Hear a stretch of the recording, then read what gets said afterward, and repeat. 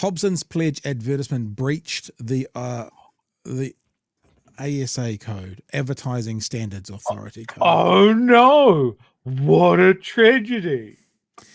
The Advertising Standards Complaint Board has upheld in part complaints over the advertisement by Hobson's pledge, which was published in the New Zealand Herald in August. The Complaint Boards ruled the advertisement, and thanks to One News for this if you're on the audio podcast, the advertisement headed "Restore the foreshore and seabed to public ownership must not be used again." The Advertising Standards Authority received a total of 672 complaints after the advertisement's publication in the Herald, yada, yada, yada.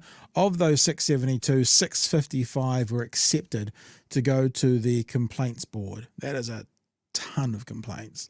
The board agreed it was an advocacy advertisement and had been sufficiently identified as such. However, the ASA added, the Complaints Board ruled 3 claims in the 2-page wrap advertisement were materially misleading as to the effect of customary marine title under the Marine and Coastal Act, Takutai Moana Act 2011, and emphasised the importance of factual accuracy in advocating advertising.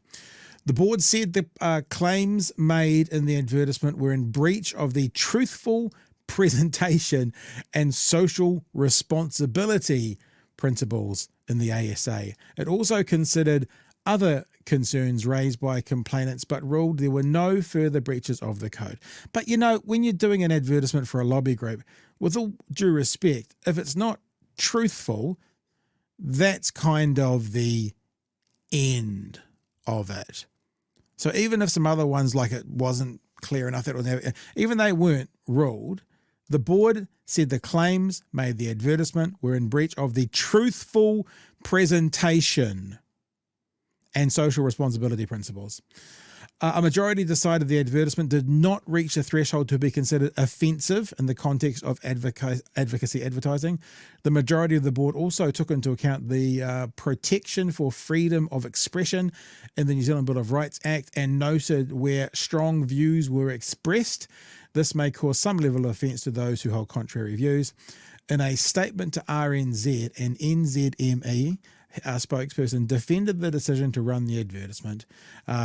He said, or she said, "We're desperate for money." No, they said there are several thousand advertisements placed across NZME's platforms every week, and publishing an advertisement is in no way NZME's endorsement of the advertised message, products, services, or other, the spokesperson said at the time. What they should do is, if an advocacy group, don't care who it is, if an advocacy group wants to advertise, they should have a fee that causes the advertisement to go through a lawyer.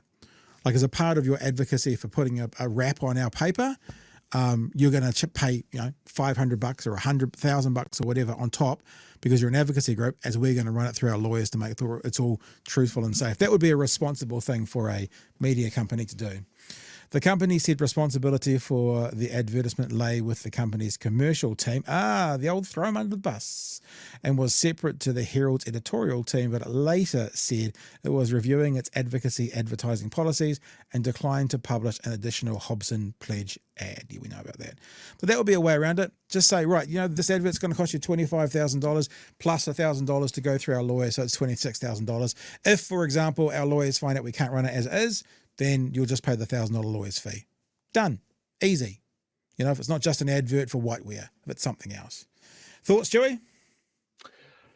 Look, it's good that it was found a breach, but I mean the ASA has no teeth. Like there's no real punishment there, and that advertisement is going to stick with people that it's meant to stick with. Yeah. In that regard, a lie can go around the world 3 times while truth is getting its pants on, that sort of thing. Yeah, absolutely. And it just becomes incredibly frustrating for people that know that it's a lie to combat time and time and time again. And we get exhausted and then we stop doing it and we just shout "fuck you" at them. And then they go, "Well, see, I win because you used the F word." Yeah. But I will continue to shout "fuck you" for the foreseeable future.